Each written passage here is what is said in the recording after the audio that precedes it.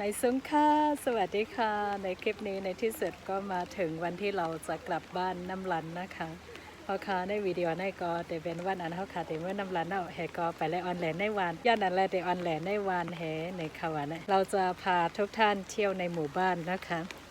ก่อนกลับน้ำลันพรุ่งนี้ก็จะเป็นวันที่เรากลับน้ำลันแล้วไม่คิดไม่ฝันเวลาผ่านไปเร็วมากทุกท่านพยายามป้นกล่าวไว้นะคะเนาะท่านเสียอิดว่าจะถึงวันไหนอ่ะเนี่ยอยากจะหยุดเวลาไว้ตรงนี้มากเลยแต่ยังไงเราก็ต้องกลับเนาะก่อนกลับก็พาเที่ยวในหมู่บ้านกันก่อนฮะเมื่อไปเมื่อในเกาะอ่อนแหลในวานให้ก่อนที่ทุกท่านเห็นอยู่ตอนนี้นะคะจะเป็นหมู่บ้านที่โมอยู่ค่ะทางภาคใต้ของหมู่บ้านนะคะเราจะมองเห็นรอยเล้งนะคะภูเขาที่สูงที่สุดในลัดฉานด้วยค่ะถ้าจากหมู่บ้านโมไปถึงรอยเล้งนะคะใช้เวลาประมาณ4 ชั่วโมงนะคะแต่ถ้าดูเหมือนใกล้แต่ว่าเวลาไปคือไกลมากๆค่ะอันนี้คือพี่แสงนะคะบินโดรนให้เป็นครั้งแรกภาพมุมสูงจากหมู่บ้านนะคะโมแทบจำไม่ได้เลยนะคะนี่คือหมู่บ้านโมอะไรแบบนี้อะไรจะสวยขนาดนี้เลยเหรอโมแทบไม่อยากจะเชื่อเลยค่ะในขณะที่เป็นในวันเฮาในวันหลงนานางทุ่งน้ำปองตรงเวงลาเซียวนะคะฮัมป้อมเคยยมว่าเป็นวันเฮาวันค่ะเขาได้หลังเฮิรนก้นเตมีหมอก50ปลาย60เส้นในก้อยค่ะเมื่อก่อนแต่นำค่าออมมาเหลียวแต่ป้อนนำเย้าค่ะบ้านเกิดโมนะคะจะมีทั้งหมดประมาณ60หลังคาเรือนค่ะเฮ้อังคาลูกของเขียนผ้าอังคาแปงหุงฮัลโหลพักหวานฝนตกจังกวางไหลได้ขนาดเนาะย่ำอหมู่บ้านเรานะคะไปประเทศไทยกันเยอะมากทุกท่านโมก็เลยจะเอาคลิปนี้ฝากให้กับเด็กๆแล้วก็พี่ๆน้องๆญาติพี่น้องที่ไปทำงานฝั่งไทยนะคะเพราะฉะนั้นถ้าเห็นวิดีโอนี้ทุกคนก็คงจะคิดถึงหมู่บ้านแย่เลยนะคะทุกท่านให้หวานเท่าคานาห้ามนำกอเตออนกันกว่าเหตุการณ์เมืองไทยยันเปอร์เซ็นต์นั่นแหละในวิดีโอในกอเตไทยหายใจถึงอินนั่นขนาดเนาะปกติแล้วมีน้ำมาถึงในหมู่บ้านเลยแต่ว่าหลังจากท่ออะไรเสียหายทำให้ในหมู่บ้านไม่มีน้ำใช้นะคะบ้านทรงสมัยใหม่ก็เริ่มมาแล้วแล้วก็รั้วก็จะเป็นแบบนี้แล้วนะคะทุกท่านปกติแล้วจะมีรั้วแบบนี้ถ้ากูบอกได้ก็จะเป็นโฮเส้นไหนฮะนะในเฮิรนไผ่หัวเนี่ยเป็นนั่งกูเขาค่ะตอนย้ำพันในปอกบ้านหลังใหม่ตั้งแต่เราไม่ได้มา2 ปีแล้วก็รั้วก็เปลี่ยนแล้วโอเคทุกท่านไม่คิดไม่ฝันว่าหมู่บ้านเราจะมาถึงขนาดนี้อะไรแบบนี้เมื่อก่อนคือจะเป็นรั้วไม้แล้วก็บ้านก็ทรงสูงส่วนมากก็จะเป็นบ้านทรงแบบนี้ค่ะตอนนี้คือลูกหลับอยู่เราก็เลยมาเที่ยวได้ค่ะพอเร็วก็ลูกเข้ารับไว้ยันเปอร์เซ็นต์นั่นแหละก่อนมาแหล่ไรค่ะเนาะปกติประตูเราเป็นแบบนี้เลยอืมบ้านหลังนี้คือไม่เปลี่ยนแปลงตั้งแต่มัวยังเด็กเลยค่ะมาดูบ้านหลังนี้เมื่อก่อนเจ้าของอยู่นี่คือที่นี่บ้านหลังนี้เป็นสะอาดที่สุดในหมู่บ้านเรา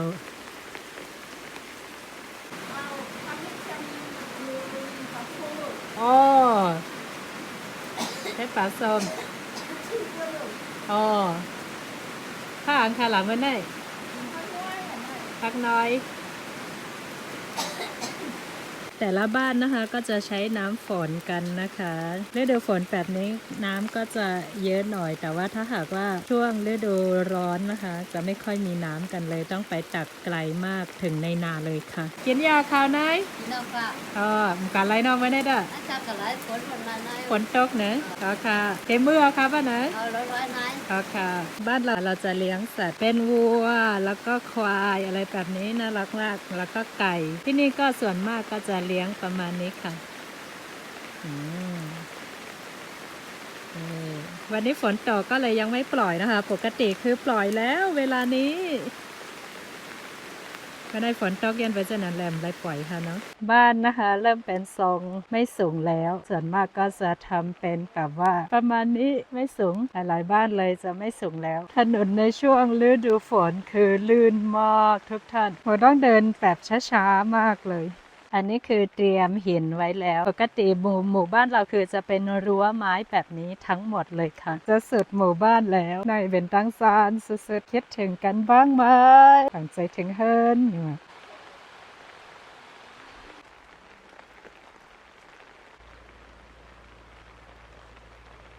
คือถั่วเน่าถั่วเหลืองถั่วเน่านะคะเปียกฝนเสียดายมากต้องตากแดดอีกหลายวันเลยนะคะตอนนี้ฝนเริ่มตกหนักแล้วโมเริ่มเปียกแล้วทั้งตัวเพราะฉะนั้นโมก็จะพาทุกท่านเที่ยวประมาณครึ่งหมู่บ้านก่อนเดี๋ยวตอนเย็นนะคะถ้าลูกหลับเราจะพาทุกท่านเที่ยวอีกทีหนึ่งค่ะกำจังไกลขึ้นอ่อนแหลเทียงค่ะพี่น้องชาวเขานะคะที่ลงมาซื้อข้าวสารกำลังจะขึ้นเขากลับบ้านกันค่ะอันนี้ก็จะเป็นโรงเรียนในหมู่บ้านเราค่ะนี่ก็จะเป็นห้องเฮนตีวานเฮาไม่หนาว่าเมื่อเลี้ยวแต่ก็ลงปองซึงแต่มาเฮ็ดสังปันเยี่ยวค่ะโรงเรียนบ้านเรานะคะรัฐบาลไม่มาทำอะไรแล้วเมื่อก่อนคือจะเป็นโรงเรียนรัฐบาลส่งคุณครูมาถึงที่หมู่บ้านเลยตอนนี้ตั้งแต่เกิดสงครามแล้วก็บ้านเมืองไม่สงบทำให้เด็กๆไม่มีคุณครูจากรัฐบาลแต่ว่าจะมีคุณครูในหมู่บ้านที่มาคอยอาสาสอนให้ค่ะตอนนี้ก็จะเป็นโรงสีขาววันนี้มีรถด้วยทุกท่านน่าจะเห็นการพัฒนาไปเยอะเลยไม่ถึงกับว่าเยอะมากแต่ก็เยอะกำลังโอเคอะไรประมาณนี้เหลือเพียงเส้นทางแน่นอนเส้นทางในช่วงฤดูฝนก็เป็นแบบนี้อยู่แล้วไปมาค่อนข้างลำบากค่ะเพราะเป็นในข้าวฝนก็กว่ามากๆก็เดคันใจอินค่ะเด็กขึ้นเมื่อเหนือร้อยค่ะถ้าซื้อเขาพี่น้องจากลอยกลางพอขึ้นเมื่อลอยกลางในหลายชั่วโมงเนี่ย3 ชั่วโมงโอ้พี่น้องชาวเขานะคะมาซื้อข้าวแล้วก็กำลังจะกลับกันก่อนกลับเขาก็จะแวะซื้อของกินอะไรขนมไปให้ลูกๆพามาดูร้านค้าในหมู่บ้านเราจะมีหลายแห่งเลยเมื่อกี้โมไม่ได้ถ่ายมีอีกร้านค้าหนึ่งนั่นก็จะเป็นเสียงตั้งกินยอยตีในวานในค่ะมีแห่งหลายๆมาด้วยมีน้ำหนักหน่อยมีทุกอย่างนะคะเป็นบ้านเราค่ะได้ก่อนแต่เป็นตีเฮิรนเฮาหน่อยค่ะบ้านนี้คือตั้งแต่โมยังไม่เกิดเลยโตมาจากบ้านหลังนี้นะคะบ้านเรานะคะในสวนที่นี่ไม่มีตลาดแต่ว่าจะปลูกกันเองในสวนถ้าหากใครไม่มีก็จะขอกันแล้วก็แลกกันอะไรแบบนี้ไม่มีซื้อไม่มีขายค่ะกลับมาเมื่อกี้คือฝนตกเปลี่ยนชุดมาเรียบร้อยแล้วเมื่อกี้เปียกหมดเลยตอนนี้ก็เริ่มจะไม่สบายแล้วเสียงแหบแล้วโอเคเดออนแหลเทียงค่ะเอามาไก่ย่ำให้ก็ลายโคอากาศกุซาปังซ่อมเส้นไหนอ่อนกันไปก่อให้ไหนติ๊กค่ะนี่คือจะเดินไปนะคะไปอีกหมู่บ้านหนึ่งใช้วิธีเดินเพราะว่าเส้นทางค่อนข้างลื่นแล้วค่อยมีรถไปมานะคะส่วนมากก็คือใช้การเดินเท้ามากกว่าครับอันนี้ก็จะเป็นทางไปอาบน้ำนะคะประตูเปลี่ยนอีกแล้วทางนี้ก็เป็นแบบนี้แล้วประตูเหล็กแล้วนะคะเป็นพักตูเล็กอะค่ะเนาะไม่ว่าพักตูไม่ก็ลายเป็นพักตูอุดมดเยี่ยวค่ะพักตูเล็กหมักอุดทับหมักอุดเอาฝาซ้ำกันค่ะไปด้วยกันนะคะบ้านแต่ละหลังคือเริ่มเปลี่ยนแปลงแล้วค่ะจะไปทางนี้แทนกระตั้งในเอาเมียวหลังจากทุกคนนะคะเริ่มดำนาเสร็จแล้วเขาก็จะทำความสะอาดข้างรั้วข้างบ้านแบบนี้ทุกคนหันมาทำความสะอาดบ้านแทนจะเห็นว่าบ้านแต่ละหลังนะคะสะอาดสะอ้านทั้งนั้นเลยค่ะช่วงที่ดำนาคือดำนาจนไม่มีเวลามาทำความสะอาดบ้านเลยนะคะโมอาจจะไม่พาเที่ยวทั้งหมู่บ้านไม่ได้นะคะเพราะว่าโมต้องแวะไปหาคำรอดค่ะต้องไปหาคำรอดก่อนเลยทริปนี้เดี๋ยวจะพลาดจริงๆตั้งแต่มาคือนะเราไม่ค่อยได้เจอกันเพราะว่านางมีลูกแล้วค่ะเดี๋ยวมือเดี๋ยวซ้ำมาก่อนเพราะอะไรทบหันนี่ก็จะเป็นร้านค้าในหมู่บ้านอีกแห่งนึงค่ะร้านค้าในหมู่บ้านเป็นแบบนี้โอเคเราจะไปเที่ยวคำรอดค่ะคลิปนี้โอ้ยป้าเดี๋ยวอะไรมัดวัวไหลค่ะมัดไหลค่ะเดี๋ยวไล่จอยค่ะน่ะกำเป้าหรือจอยคาแกเนาะ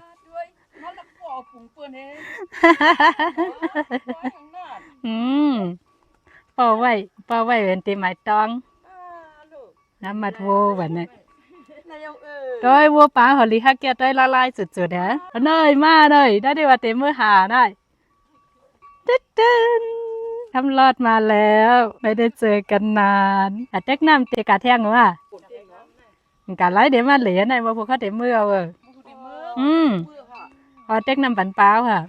เจ๊กด่า2 เฮิรนนี่คำรอดไปตักน้ำมาเพราะว่าคุณป้านะคะไปตักไม่ได้เพราะว่าลูกหลานไม่อยู่คำรอดไปตักมาให้เลยเดี๋ยวไปเหก่อนเนอะไปเมื่อซ้ำกันกะเดี๋ยวเลยป้าเฮ้ใกล้ว่าใกล้ ในเป็นอีหยังคะในปลาอีหยังคะในโอ้ยนั่นน่ะโอ้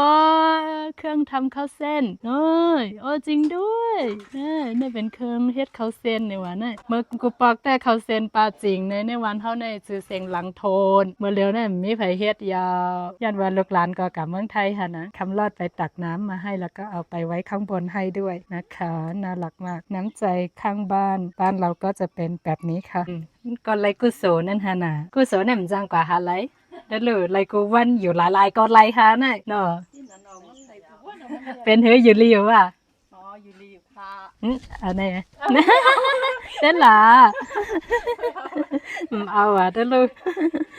เมื่อเอาคาปาโน้ยฮะว่านั้นได้ไปอังเมื่อพี่น้องทำเสียงแห่ก็ยันนั่นแหละแต่ไรเมื่อในวันน่ะเคไปบ้านคำรอดกันเพื่อนสูในมีดังในให้เปิ้นสุดเอาแน่นอนนั้นมีทางเฮือนฮะดอกเป็นหลังได้อ๋อมีเทียงก่อนว่านะนี่คือบ้านคำรอดไม่หลาลูกเสือโอ้ว่าไหนได้เสียงหลังไรว่าไหนได้คำรอดมีลูกหนึ่งแล้วแสงเฮือนก็ลูกหนึ่ง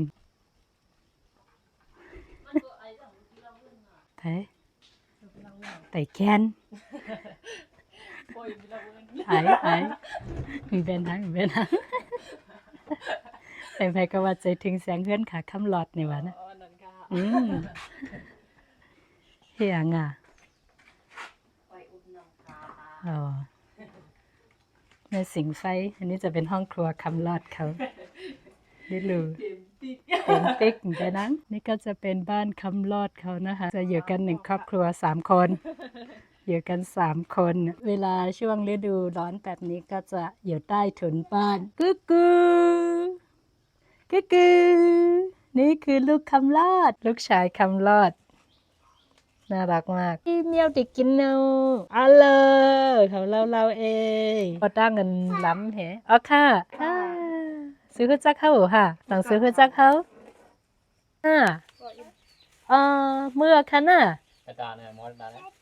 ยตาเมื่อยาค่ะค่ะลูกหรือพอมืดยังไงก่อนเนาะให้เป็นลมไอ้พ่อนั้นน่ะร่วมค่าเป็นอะไรเนาะเมื่อเจ้าเมียวค่ะค่ะ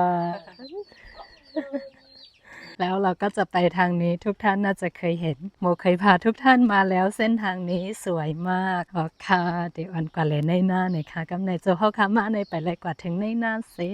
บอกตั้งแต่โมมานะคะยังไม่เคยพาทุกท่านมาเที่ยวในนาเลยเพราะฉะนั้นวันนี้ก่อนกลับก็แน่นอนจะพาเที่ยวนิดนึงค่ะให้เห็นทุ่งนาสีเขียวอะไรประมาณนี้หลังจากมาเจอคำรอดแล้วนะคะแล้วก็แสงเฮือนเราไม่คิดว่าทุกคนจะมีลูกแต่งงานมีลูกกันอะไรประมาณนี้มีบางท่านเลยคอมเมนต์มาบอกว่าเฮ้ยติดตามตั้งแต่พี่อันแน่นะอะไรแบบนี้ขอบคุณมากๆเลยนะคะโหเส้นทางไปแบบว่าค่อนข้างลื่นมากเส้นทางเส้นทางนะคะแบบว่าสุดๆไปเลยลื่นมากเลยนี่ก็จะเป็นทางลงไปในทุ่งนานะคะในก็จะเป็นเส้นทางลงกว่าในหน้านี่ค่ะเนาะในนาในหางลีนะคะเมื่อเลี้ยวก็พ้องเขียวเยี่ยวค่ะเนาะในตอนนี้นะคะในทุ่งนานะคะสวยมากสวยจริงๆสวยแบบนี้เลยมองไปทางไหนก็จะเป็นสีเขียวหมดเลยนะคะได้กว่าตั้งไรก็จะเป็นสีเขียวหมดค่ะเนาะตรงนาง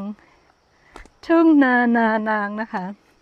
แถมอยู่ใกล้ภูเขาซะด้วยสวยมากถ้าหากว่าพี่แสงได้เอาโดรนมาถ่ายนะคะคงจะสวยน่าดูแต่วันนี้พี่แสงไม่ว่างมาโมก็เลยต้องมาคนเดียวค่ะไม่ได้พี่คำแสงมายันเปอร์เซ็นต์นั่นแหละอะไรมากก็เร็วค่ะเนาะได้เป็นเส้นตั้งลงกว่าในนาคา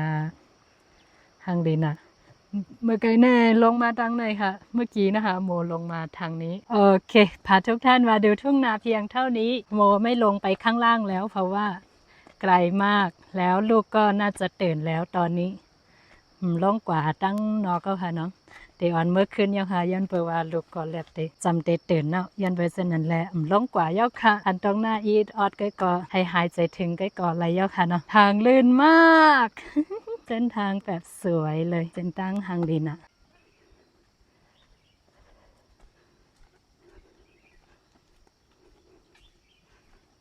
อาม่าก็เหือวะแถวตั้งใจในไงเอาว่าเขาขอกในกันอะมีหลายโตมี6 โต โอเคเมื่อถามบอกมาเลยแทงส้มค่ะเต็มทนก็เมี่ยวกัน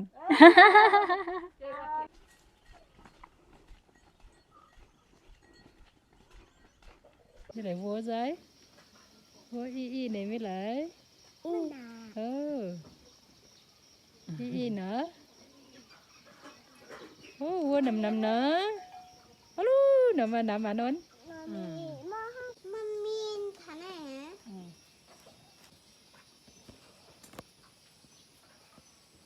โปรตีนโม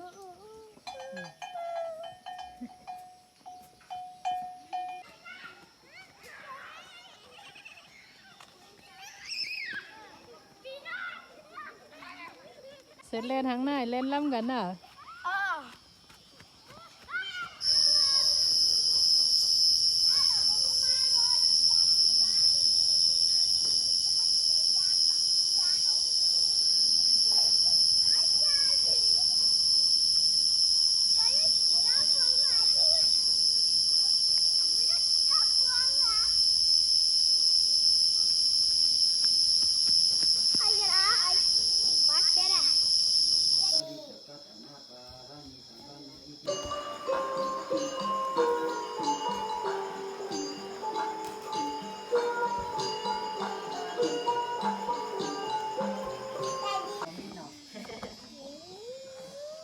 โอเคให้แกทางนี้ แม่อ้ออูอัวเอามืออัวเอกก็ตื้อน้ำยาคำนี่ โอเคนะคะทุกท่านเราก็พาทุกท่านเที่ยวในหมู่บ้านเพียงเท่านี้พรุ่งนี้ก็กลับแล้วนะคะเมื่อในก่อนวินาทีเขาเลยมอกกันในค่ะน้องมาพบก็เมื่อขึ้นน้ำลันยอค่ะเพราะฉะนั้นก็พบกันใหม่ในวิดีโอหน้าค่ะเจอกันใหม่ในคลิปหน้าค่ะสวัสดีค่ะใหม่ซุงค่ะโอ้ยมีพี่น้องนะคะมาเอาของฝากมาให้ข้าวเสียงเดี๋ยวก็ข้าวห้าวมาแกงเส้นยังก็ข้าวปองเจิมค่ะเจิมค่ะเจิมค่ะมีญาติพี่น้องมาเอาของฝากมาให้นะคะทุกท่านเยอะมาก